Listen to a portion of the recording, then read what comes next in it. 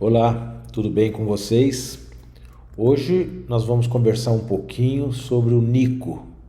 NICO é uma sigla que foi criada em 1995 pelo Dr. Gerry Bucco, que significa neuralgia induzida por cavitação osteonecrótica. Ou seja, dor, a pessoa tem dor, né? E essa dor está sendo induzida, está sendo provocada por uma cavitação que nós temos nos maxilares, mandíbula e maxilar superior. Então, a gente sempre pergunta, principalmente para quem trabalha com implante, você já perfurou um osso e caiu no vazio? E aí quando eu pergunto, e esse vazio, o que é que tem lá dentro? O que significa isso? A maioria não sabe explicar para a gente. E hoje eu vou tentar explicar isso para vocês. Resumidamente, é uma aula que a gente ministra no nosso curso. Então tá aí, o termo cavitação tem sido usado para descrever lesões ósseas que aparecem como espaços vazios nos maxilares, preenchidos com osso necrótico e osso medular.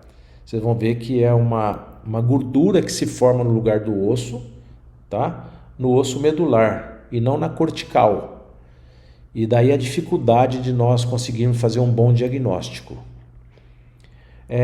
As cavitações já foram descritas desde 1920 por Black. Então essas cavitações já existem há muitos anos, só que a partir de 95, né, é que nós começamos a estudar um pouco mais essa situação. Em 2015, o Dr. Laí Ribeiro trouxe aqui para o Brasil o Dr. Johann Letter, que é esse médico e odontólogo, que tem mais de 10 livros publicados, vários artigos científicos, e ele tem uma ampla experiência na parte clínica e é responsável por uma pesquisa, né, onde ele tenta relacionar os focos bucais com as doenças sistêmicas. Ele tenta fazer esse link, e vocês vão entender o porquê disso no decorrer dessa explanação. Hoje no Brasil já existe um livro sobre isso, com o Dr. Johann Letter e a doutora Regiane Caniac. É esse livro que está aí na tela para vocês. Quem quiser se aprofundar mais no assunto, né? Ficou muito bom esse livro para quem quer aprender, quem quer estudar. E é importante saber que todo NICO é uma cavitação, mas nem toda cavitação é NICO. Como eu disse, tem que ter dor junto com essa cavitação. Normalmente, quando essa gordura atinge o nervo alveolar, o nervo mandibular, aparece a dor. Então, nem sempre tem dor, tá bom?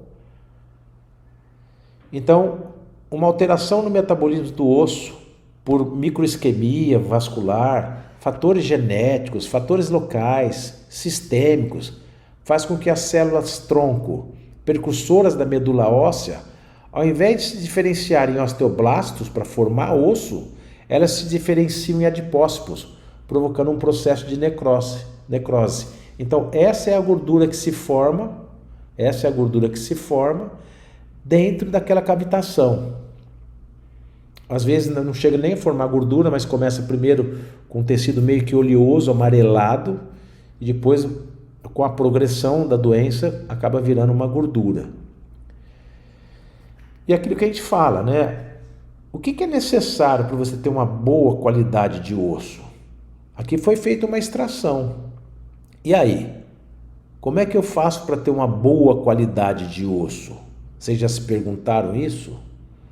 Será que a sua tireoide, que trabalha com o metabolismo do osso através da calcitonina na tireoide e o paratormônio na paratireoide, será que sua tireoide está funcionando bem? A chance da sua tireoide não estar funcionando bem é de mais de 75%. E eu digo o porquê disso. Porque a tireoide precisa de iodo e iodeto de potássio. E isso você só consegue em peixe de águas profundas do mar, comendo assim pelo menos 2, 3 vezes por semana. E acontece uma coisa interessante, porque a tireoide possui receptores para todos os halógenos. Quais são os halógenos da tireoide? Está aqui na tabela periódica, ó. O flúor, o cloro, o bromo, o iodo, o ástato, o têneso. Tudo isso aqui são análogos. Então, quando o corpo não tem aquilo que ele precisa, ele pega aquilo que mais se parece. E aí o que acontece? Nós estamos em contato sempre com cloro, com flúor, com bromo. Quando você toma um banho quente, por exemplo, né, além de ter cloro na água, todo aquele vapor que você está respirando é cloro. Nas pastas que contém flúor, no glúten, na farinha, no bromo, quando você come um pãozinho.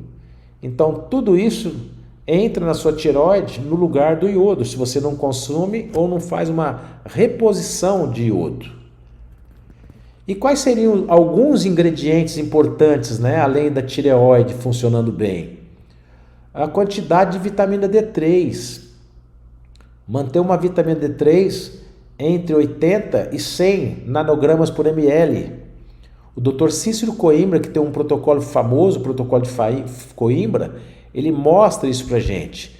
E quando alguém falar que a dose de 100 nanogramas por ml é tóxica, você fala que não, a dose tóxica é acima de 240 nanogramas. Então, você já mediu a quantidade de vitamina D3, que na verdade é um hormônio, você tem no seu corpo antes de extrair um dente? Essa pessoa repõe o magnésio, porque através da alimentação é muito difícil você repor o magnésio. Como é que está o índice de K2 da vitamina MK7? A tireoide está funcionando direito? Como é que está o metabolismo do cálcio? Os hormônios, como testosterona, estrogênio, por exemplo. Você tem diabetes? Você falou isso para o seu dentista? Você não sabe que você tem resistência insulínica, por exemplo? Também não vai ter uma boa cicatrização. Você tem osteopenia, para depois se tornar uma osteoporose? Você checou isso antes de extrair um dente? Na hora da cirurgia, você queimou o osso com a broca? Você teve um bom suplemento sanguíneo? Você fez um protocolo de PRF com plaquetas ricas em fibrina? Você está usando vitamina A para você ter uma boa absorção da vitamina D3? Você usa boro para conduzir melhor o metabolismo do osso? Zinco, você repõe o zinco? Eu usei 3, 4, 5, 6 tubetes de anestésico, diminui a circulação do sangue nessa região, eu preciso de sangue. Então tudo isso é muito importante para que você tenha uma boa qualidade de osso. E se você não viu nada disso, no lugar do osso, normalmente, vai formar uma gordura. E essa gordura está lá no osso medular, não está na cortical, e você não enxerga isso através de uma radiografia. Se você olhar essa radiografia aqui, por exemplo, eu, na minha santa ignorância, diria que não tem nada aqui, esse osso está perfeito. Mas quando o Dr. Johann Letter injeta um contraste aqui, olha, tudo isso é gordura. Tudo isso aqui é uma gordura. Então, depois que você começa a fazer um treinamento, você consegue até, através de uma radiografia também, suspeitar que possa ter nico nessa região.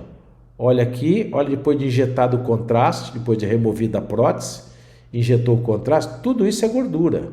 Isso tem que ser retirado. Olha aqui. Então, depois de um bom treinamento, por exemplo, se vocês olharem nessa radiografia aqui, quando você vê o desenho do contraste, dá para ver alguma coisa desenhada aqui, ó, que acompanha o desenho aí. Então, depois de um bom treinamento, você consegue suspeitar através de uma radiografia panorâmica, pode ser uma panorâmica, e sempre aqui, quase sempre na região do terceiro e quarto molar. Pode acontecer em outros dentes também, mas o mais comum é nessa região entre terceiro e quarto molar. Vocês pegam aqui, por exemplo, olha só, dá para ver nitidamente esse desenho do contraste nesse osso aqui, olha. Então, depois de você treinar bastante o olho, vocês vão desconfiar e aí tem todo um protocolo, né, para ser seguido. Olha o desenho lá que eu fiz para vocês, ó. Vou repetir o desenho, olha. Então, o que acontece? Nessa gordura existe uma quimiocina que nós chamamos de RUNX, ou CCL5, que é uma quimiocina extremamente perigosa, que, se disponível por um tempo longo no nosso corpo, é responsável por uma variedade de doenças como câncer, esclerose múltipla, asma, doenças reumáticas e tantas outras.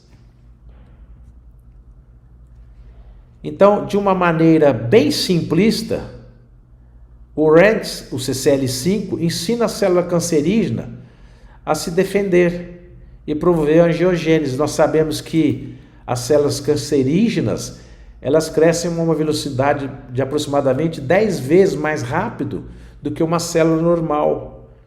Então nós precisamos remover essa gordura.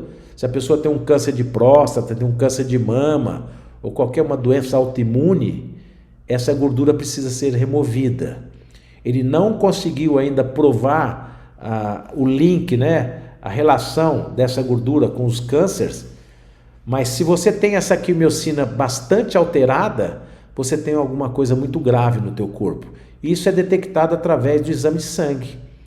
Então, o normal dessa quimiocina, o CCL5, RUNX, é de 150 picogramas por ml. E nessa amostra aqui de 128 pacientes com doenças, você tem o RUNX de 150 picogramas, ele está com 5.218 picogramas. Então é muito importante, porque é uma quimiocina que agride demais o nosso organismo. E enquanto não remover isso, talvez ela que esteja provocando aquela recidiva de câncer, ou até uma metástase, né? Não sabe, ele fica retroalimentando o câncer. Isso não está provado, mas está provado que essa quimiocina está ligada a essas doenças que eu acabei de falar para vocês. Então, por exemplo, pacientes com câncer de mama possuem um índice muito alto no nível de RUNX. E se eu tenho esse RUNX lá naquela gordura que está lá na maxila ou na mandíbula, provavelmente ele está promovendo, induzindo a promoção desse câncer. E de próstata, de seio, né? Como está mostrando aí. Então aqui nós temos uma tradução dessa que estava escrito aqui. O RUNX tem sido associado como indutor e promotor de câncer de próstata e mama. Desenvolvimento de câncer de mama é a capacidade potencial de RUNX para atuar diretamente sobre células tumorais e promover a progressão do tumor. A análise de amostra de RUNX demonstra que as células em células tumorais de mama é significativamente elevado. Toda vez que a pessoa tem câncer de mama, o RUNX está muito elevado. O RUNX derivado das células tumorais da mama pode promover a progressão do câncer de mama. Então são trabalhos que estão aqui, ó, que estão aqui que eu só traduzi para vocês. E o NICO, neuralgia induzida por cavitação osteonecrótica, tem sido apontado como causa frequente de neuralgias faciais envolvendo o território do nervo trigêmeo. Muitos casos que ele remove essa gordura, a dor desaparece. Tá certo, gente? Então aqui um casinho clínico, aqui é uma tomografia no sentido sagital, né, uma tomada sagital, com corte de 2 em 2 milímetros, que você vê o osso aqui da região do terceiro molar aqui, do lado esquerdo, e à medida que você vai fazendo os cortes, começa a escurecer, começa a desaparecer o trabeculado ósseo, olha. Olha aqui, ó. E esse caso clínico, ele está aqui, o que eu vou desenhar em círculo preto era onde estava o dente, e em amarelo são as cavitações que tinham comunicação, e aqui tinha a gordura. E aqui depois de suturado tudo. Então existia um protocolo para se fazer isso. Então foi dado rapidamente isso para vocês, só para vocês terem uma ideia de que existe isso. E nós damos cursos no Brasil inteiro. Quem tiver interesse pode nos procurar. Eu agradeço a atenção de vocês. Muito obrigado.